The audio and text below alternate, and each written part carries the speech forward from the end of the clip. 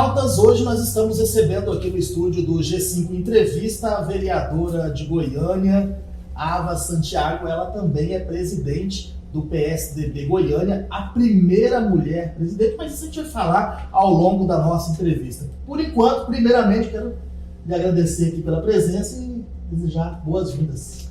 Muito obrigada, Rafael, muito obrigada a todo mundo que está acompanhando a gente aqui pelo G5 e dizer que é um grande privilégio para mim, enquanto entusiasta de novos espaços de mídia, ocupar essa bancada para poder falar dos assuntos mais importantes de Goiânia e do Brasil. Esse é o seu primeiro mandato como vereadora? Exatamente, estou nesse momento completando 1 ano e meio de mandato, do primeiro mandato enquanto legisladora do município de Goiânia.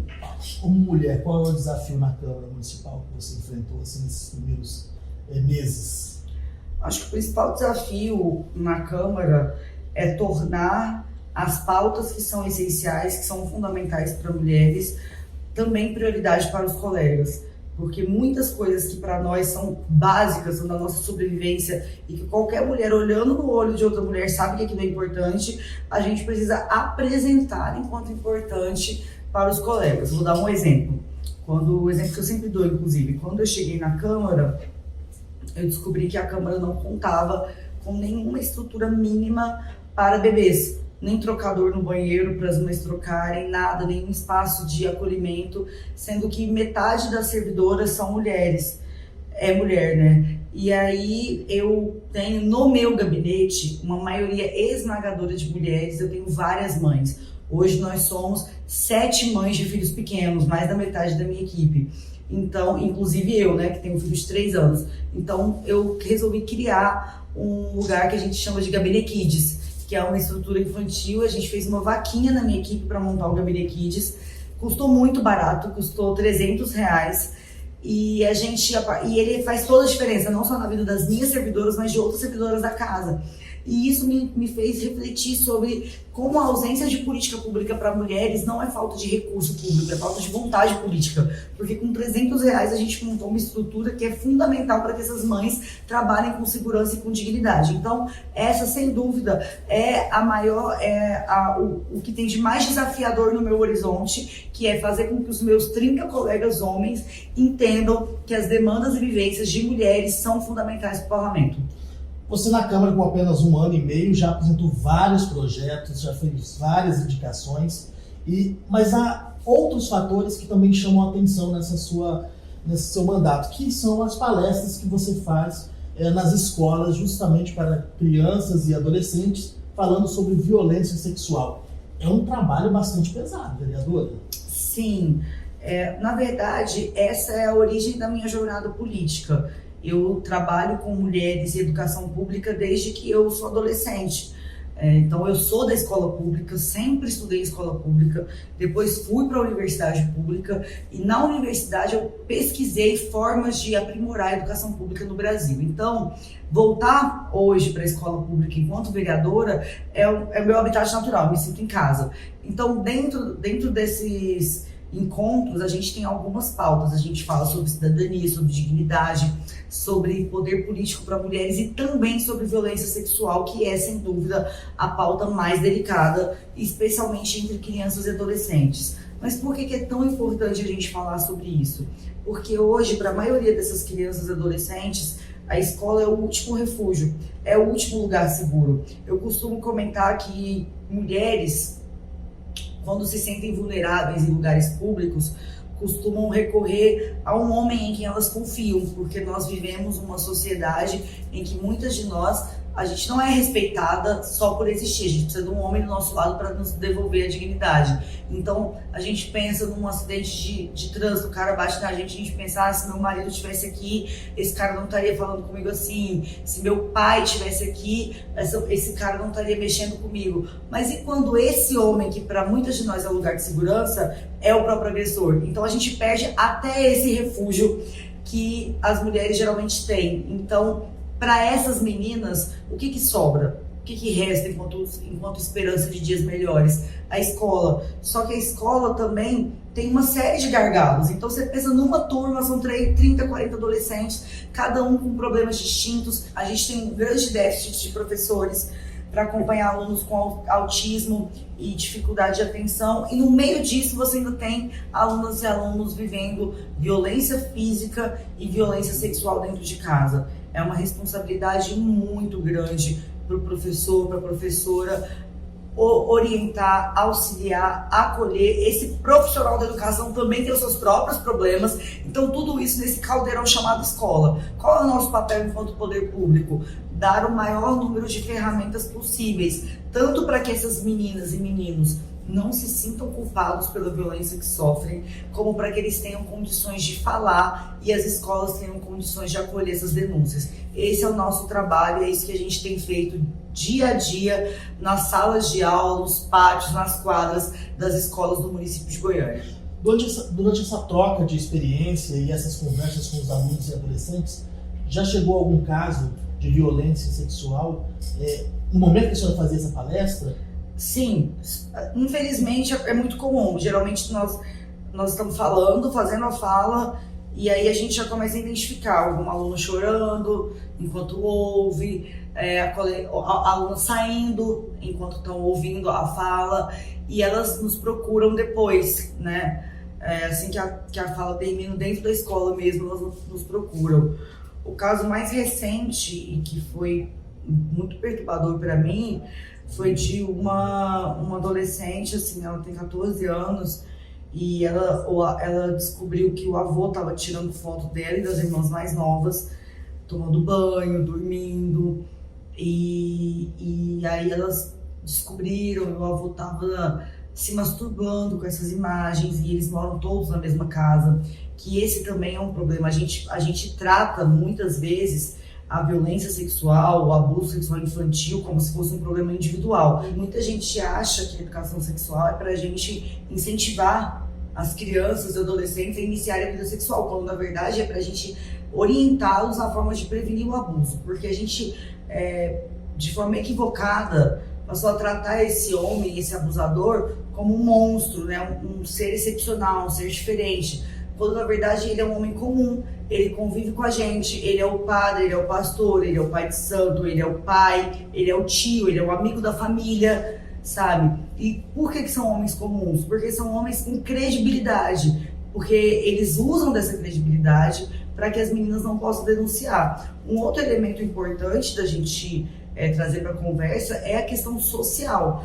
Hoje, embora a gente tenha abuso, exploração sexual em todas as classes sociais, é um comportamento amplamente difundido na sociedade, a gente tem lares que moram 5, 7 pessoas, como esse exemplo que eu mencionei, que mora a mãe, a avó, o avô, as meninas, um namorado da prima e a prima, todo mundo na mesma casa. Então, é um ambiente muito mais propício a esse tipo de violência, porque você não consegue colocar as meninas dormindo num lugar seguro, porque esses homens têm muito mais acesso a essas meninas nos seus momentos de intimidade. Então, a violência sexual no Brasil, ela também tem um recorte de classe que é importante a gente falar sobre ele, porque não adianta a gente dizer que a gente é contra o abuso se a gente não dá condições de mobilidade social para que essas famílias vivam melhor, para que as casas sejam melhores, e se a gente também quer desmontar esses aparelhos básicos de identificação, como por exemplo a escola, e que é esse principal ambiente de escuta, né?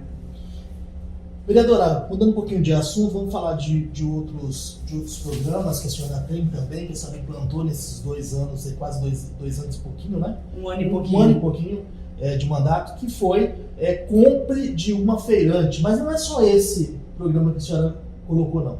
Não, o compre de uma feirante, na verdade, é o mais recente. A minha principal proposta de campanha é o Empregue uma Mãe, porque nós fizemos um diagnóstico, e esse diagnóstico tem sido confirmado pelo IBGE, pela ONU, pela Unesco, de que as famílias chefiadas por mulheres são as famílias mais atingidas por ondas de empobrecimento.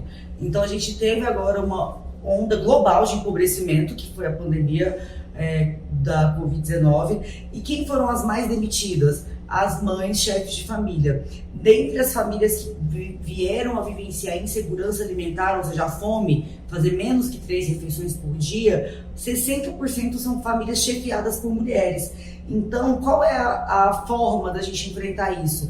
Garantindo que essas mulheres tenham acesso ao mercado formal de trabalho, que elas tenham estabilidade nesse trabalho. Então, nós lançamos por isso o Empregue Mamãe. O Empregue é um guarda-chuva de outras iniciativas, porque se mulheres foram as mais demitidas durante a pandemia, elas também foram as que mais começaram a empreender. Não porque nós somos guerreiras, criativas, como querem nos pintar de forma romântica, mas porque infelizmente a vida nos obrigou. A mulher tinha um emprego fixo, ela foi demitida, então ela foi fazer bolo no pote, ela foi fazer torta para vender, ela foi comprar lingerie. As mulheres empreendedoras, muitas delas estão empreendendo porque tiveram um sonho de ter um negócio próprio, mas infelizmente a maioria está empreendendo para sobreviver. E a gente precisa potencializar que essas mulheres consigam colocar o seu produto de forma qualitativa na rua, para que elas tenham não só um dinheiro extra, mas sobretudo estabilidade de renda, porque é isso que garante a sobrevivência de uma família. Então, dentro desse guarda-chuva do Empregue, a gente lançou o Compre de Mamãe.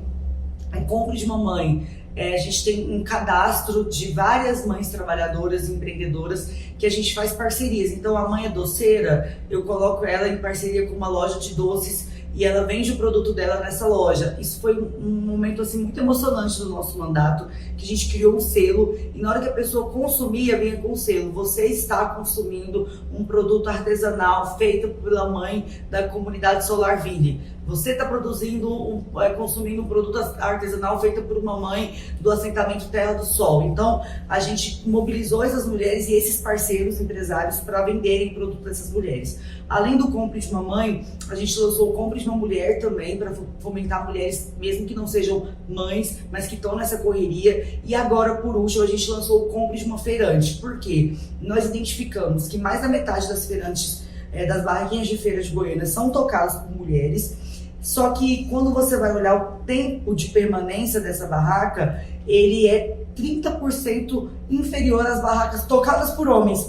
Então você tem mais feirantes, mas elas são mais transitórias, por falta de educação financeira, por falta de suporte para que aquela barraca permaneça aberta. Eu desafio você que está nos assistindo a me dizer se você não presenciou pelo menos uma vez uma feira, a mãe te servindo e a criança dormindo debaixo da barraca, por exemplo. Isso é uma cena comum nas feiras de Goiânia. Então você tem crianças que acompanham as mães, você tem uma péssima estrutura de higiene nas feiras de Goiânia, o que é por si só um impeditivo para essas mulheres trabalharem. Então, nós lançamos a Compre de uma Feirante, que é um grupo de trabalho permanente para aprimorar as condições de permanência dessas feirantes nesses locais em que elas produzem emprego e renda. E durante esse programa, essa ação, a senhora já viu aí uma melhora desse... Nossa, com certeza. A gente fez nosso primeiro workshop, foi muito legal, porque a gente levou uma equipe técnica de comunicação. Então, essas mulheres que não tinham, por exemplo, um Instagram profissional, a gente está profissionalizando o Instagram. Não é um programa que a gente faz, vai lá uma vez e vai embora. A gente tem acompanhado a jornada de empreendedora dessas mulheres. Eles venderem também nas redes sociais. Exatamente, a divulgar o produto delas. Então, se vocês entrarem lá na nossa rede Compre de uma Mulher, vocês vão ver que todas as fotos são profissionais. A gente está mandando, eu estou mandando fotógrafos do meu mandato para fazer isso voluntariamente, registrar as imagens do produto delas, colocar de forma profissional nas redes. A gente tem dado consultoria financeira para elas. Por quê?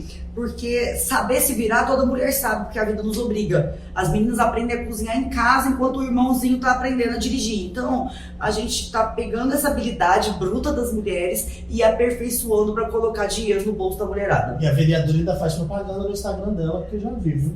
De todas. E as mulheres às vezes falam assim: nossa, quanto que você cobra para me divulgar? O quê? Eu quero eu ter com o dinheiro do bolso, manda pra cá que a gente divulga todo mundo. Eu acho que na minha jornada, são 12 anos trabalhando com enfrentamento à violência contra a mulher. Chega de apenas brigar para que a gente sobreviva, para que a gente não apanhe, para que a gente não seja assassinada. Nossa briga tem que mudar de patamar. E qual é o nosso novo patamar? É dinheiro no bolso da mulherada, para não só a gente não apanhar, mas para a gente também realizar os nossos sonhos. Bom, se fosse falar de mais projetos aqui, tem bastante aqui na minha lista, então a gente vai ter que pular, porque o tempo é curto. Eu quero falar um pouquinho sobre política. A senhora está na frente aí do PSDB de Goiânia. E eu gostaria de saber as ações do partido em relação às eleições deste ano. Sim, como você me anunciou aqui, eu tenho muito orgulho disso. Eu sou a primeira mulher a presidir o PSDB de Goiânia, eu sou a única vereadora eleita pelo partido na casa. Fiz uma campanha absolutamente inovadora, praticamente não gastei nada, fundo partidário. Eu vendi camisetas para pagar a minha campanha, para pagar os meus custos eleitorais. Isso me dá também uma grande autonomia de trabalhar. Então, essa autonomia, eu acredito que seja um retrato do que o goianiense espera de um PSDB diferente. O goianiense espera um PSDB mais conectado com essas demandas dos trabalhadores, dos direitos, da redução de desigualdades. E eu coloquei isso para a executiva estadual e pedi, eu falei assim, olha, eu acho que o recado da urna é esse o PSDB que a gente está querendo. Então, joga para cá que a gente vai tocar dessa forma. E então, com muita confiança, com muita responsabilidade, nós recebemos o partido. Eu montei uma comissão, uma executiva municipal com uma maioria de mulheres que não vêm de sobrenomes de homens da política, mas que são pesquisadoras, professoras universitárias, justamente para a gente mostrar qual é a cara que o partido, não só o PSDB tem que ter, mas a política. A gente precisa quebrar os oligopólios da política, os grandes sobrenomes, as grandes estruturas de poder vazias de representatividade precisam dar lugar a novas ideias. Então esse tem sido o mote da nossa gestão no PSDB. Em relação ao estado de Goiás, tenho recebido também muito incentivo dos meus colegas do partido para levar essas ideias para o interior, para outras articulações. Eu acabei de lançar agora em março a Frente Intermunicipal de Mulheres contra a Violência Política de Gênero. São mais de 100 vereadoras de vários partidos que aderiram a essa frente, muitas delas do PSDB, e isso tem nos dado musculatura para voltar com força total para disputar os principais espaços de poder aqui no estado de Goiás, incluindo o governo do estado. A senhora não quis enfrentar aí uma disputa a deputada, não lançou uma pré-candidatura, como está isso? Pretendo lançar uma pré-candidatura, sim. O partido e o meu grupo político tem pedido muito para que eu seja candidata a deputada federal. Não era o meu plano inicialmente. Por outro lado, eu também vejo que nós vamos precisar de uma bancada no Congresso Nacional muito forte e muito qualificada para discutir o Brasil.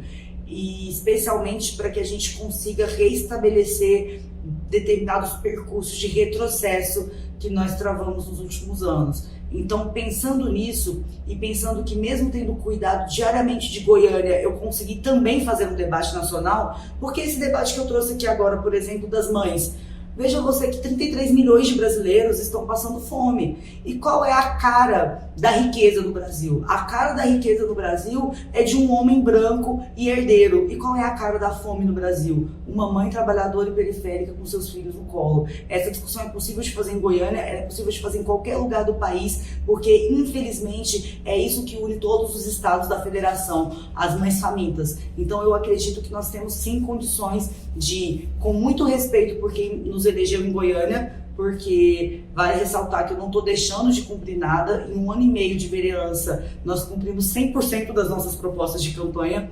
Então eu tenho condições de disputar uma cadeira em Brasília e nós estamos trabalhando para isso. A pré-candidatura será lançada quando? Em breve, aguarde, sem spoilers. Quando for lançar, ligarei para vocês para fazer uma exclusiva aqui no G5 com as principais propostas. Olha, promessa, hein? Promessa, pode registrar. Ó, registra aí, viu? Vereadora, o Marconi Perillo, a senhora é muito próxima dele. Realmente ele vem aí com uma candidatura ao governo ou é o que se fala nos bastidores? Ele está mirando muito alto para acertar o Senado? Costumo brincar que essa é a pergunta de $1 milhão, né? Porque todos os lugares onde eu vou, as pessoas me perguntam e aí, Marconi é candidato a quê? Eu sei tanto quanto vocês. E o que eu sei é que ele é candidato a governador, sabe? Eu acredito que é até interessante, você mencionou a nossa proximidade. Qual que é o meu vínculo com o Marconi Perillo? Eu fui servidora no governo do estado, quando eu tinha acabado de sair da graduação em Ciências Sociais da UFG, eu fui premiada internacionalmente com um projeto de mobilidade juvenil. Peguei o meu projeto da academia, porque eu queria transformar esse projeto em política pública, porque eu sou filha de uma mulher viúva, minha mãe vendeu marmita para me colocar na faculdade, sempre estudei em escola pública, então eu pensava, eu tenho que pegar o que a UFG me deu e transformar em algo que tenha impacto na vida de pessoas como eu, que nós somos a maioria, sabe? Então eu bati na porta dele lá no Senado, ele era senador, falei, olha, o senhor não me conhece, eu sou a Ava, tá aqui meu projeto, o senhor topa transformar esse projeto no seu plano de governo? E ele topou. Eu não fiz isso só com ele, eu procurei vários pré-candidatos, e ele foi o único que topou. E isso aí deu origem ao que vocês hoje conhecem como Passe Livre Estudantil. Ele nos deu a chance de implementar o Passe Livre no ano de 2012. Quando nós pegamos o Passe Livre, o pessoal do governo dele desconfiava também, isso daí não vai dar em nada não. Pra você ter ideia, a primeira rodada de inscrição do Passe Livre eu fiz no meu próprio computador, porque não tinha sistema, porque não tinha recurso, e nós deixamos o governo em 2018 com um programa na casa de 80 milhões de reais ano, quase 100 mil estudantes alcançados em Goiânia e região metropolitana. Tenho orgulho de dizer que eu vi a minha mãe usando o Passe Livre, porque a minha mãe precisou parar de estudar para criar meu irmão e eu, e ela voltou a estudar depois que eu me formei, e ela era usuária do Passe Livre porque nós não tínhamos carro. Então isso muda a vida das pessoas. Qual é a minha proximidade com o Marconi? Ele gostou do meu trabalho assim como eu gostei do trabalho dele. Então é uma proximidade que não passa por caciquismos, que não passa por sobrenomes, que não passa por nenhum outro tipo de grupo de interesse que não seja uma agenda política voltada para os goianos. Dito isso, nós temos andado por Goiás e as pessoas sentem saudade de programas que gerem resultados. E aqui eu quero falar sem paixão política, falar como socióloga, que é o que eu sou. O que define um governante que dura na vida política? Resultados. Não, ele pode falar bem, ele pode ser bonito, ele pode ser charmoso, ele pode ter muitos amigos, mas o que vai definir a longevidade da sua vida pública são os resultados. E nós estamos diante de um governo sem resultados. No comparativo com os resultados do governo anterior, não tem jeito, a memória fala mais alto, a saudade de ser alcançado pela política pública fala mais alto, e é por isso que a gente acredita que o Marconi está voltando para ser governador. Muito bem. E para a gente encerrar, vamos a esse último assunto, porque é muito importante, causou uma polêmica muito grande, que foi a ação da Guarda Municipal ali na Escola Orlando de Moraes, onde houve aí uma repressão aos alunos, até o uso de spray de pimenta, foi muito criticado. E até então, a única informação que a gente tem, vereadora, é de que houve afastamentos dentro da Guarda Municipal. A senhora chegou a fazer essas críticas na própria rede social e também lá na tribuna da Câmara. Como que está o andamento disso? Só uma pequena correção, a Escola Dalca, no setor Cândido de Moraes. Não é Orlando de Moraes? É no setor Orlando de Moraes, mas o nome da escola é Dalca, perdão. E aí, que é uma ironia, porque a Dalca, ela era uma professora, né? Ela não está mais entre nós, e ela é tia do agente que esteve lá na escola e praticou aquelas agressões. Então ele tem, veja você, ele praticou aquela truculência dentro de uma escola que leva o nome da sua tia, sabe? São ironias tristes do destino. E nós estivemos presencialmente na escola, não apenas cobri rede social e tribuna, mas estive lá, e o cenário era de terra arrasada. Poucas vezes na minha experiência como educadora e pesquisadora da escola pública eu tive num ambiente de tanto medo e tristeza como na Escola Dalca no dia seguinte ao que aconteceu. A diretora, os coordenadores, eles falavam comigo trêmulos, porque existe uma parceria entre a Rede Municipal de Educação e a Guarda de rondas. Então, a ronda acontece ao redor da escola. É importante a gente saber qual que é o papel da Guarda. A Guarda ela é guardiã de patrimônio. A Guarda não tem poder de polícia. Não é uma polícia, é guardiã de patrimônio. Então, a diretora chamava ali, né, para dar aquela segurança, vários diretores, inclusive a diretora lá da Escola Dalca. Só que o que aconteceu ali foi que entre adolescentes, pré-adolescentes, crianças, né, porque 12 anos, 13 anos, crianças, o policial, o guarda, aliás, ouviu um zum, uma espécie de deboche dos meninos e ficou mordido. E aí ele foi subindo o tom e ele falou coisas absurdas, falou que ele tinha dentro do carro dele um cacetete chamado Direitos Humanos, para bater nos meninos, e daí para pior, que eu prefiro não reproduzir, porque pode ser gatilho para alguém que está nos assistindo. E aí, o que nós identificamos? Primeiro, e eu falei isso para o comandante Paranhos, que esteve no meu gabinete para prestar esclarecimentos. Falei, comandante, você não coloca para fazer ronda em escola agentes que não estejam preparados para lidar com o principal produto da escola, adolescente. Se ele não puder ouvir uma chacota, ele não tem que estar na escola, ele tem que estar em outro lugar. Se ele não tem preparo básico para ouvir um cochicho enquanto ele está falando, ele não tem que estar na escola. A escola é viva, os meninos são vivos, os meninos estão no auge da sua criatividade, dos seus hormônios. Alguém incapaz de compreender o básico sobre a escola não tem que estar lá dentro. É o primeiro ponto. O segundo ponto é, mais do que o afastamento desse agente, que a gente já garantiu, o afastamento realmente ocorreu, a gente precisa fazer uma repaginada nessa abordagem. Eu acho que a Guarda tem que ser parceira, eu tenho várias parcerias com a Guarda, reconheço o trabalho da Guarda, por exemplo, no enfrentamento à violência contra a mulher, mas vou pegar um exemplo para finalizar minha resposta. A Guarda tem a sua própria patrulha de mulheres, a Patrulha Mulher Mais Segura, que também faz o mesmo trabalho da Patrulha Maria da Penha, averigua medidas protetivas. A Tenente Sol é um anjo, assim. Todos os trabalhadores e trabalhadoras da Mulher Mais Segura são 100% capacitados para lidarem com mulheres em situação de violência, até mais que a Polícia Militar. Então eles sabem cuidar daquela mulher, eles sabem que aquela mulher está com vários traumas emocionais, então eles não chegam dizendo, nossa, tem que denunciar, se não denunciar, porque você é mulher de malandro. Não, eles têm todo o traquejo. O que eu pedi para ele? Qualifique a guarda escolar da mesma forma que a Patrulha Mulher Mais Segura é qualificada, porque eu vou ter o maior gosto de investir. Eu botei R$100 mil das minhas emendas impositivas na Patrulha Mulher Mais Segura, porque eu sei que vai ser um dinheiro bem gasto para defender as mulheres goianienses. Agora, a patrulha escolar precisa andar demais para alcançar o nível de qualidade da Patrulha Mulher Mais Segura, e é isso que nós estamos cobrando do comando da Guarda.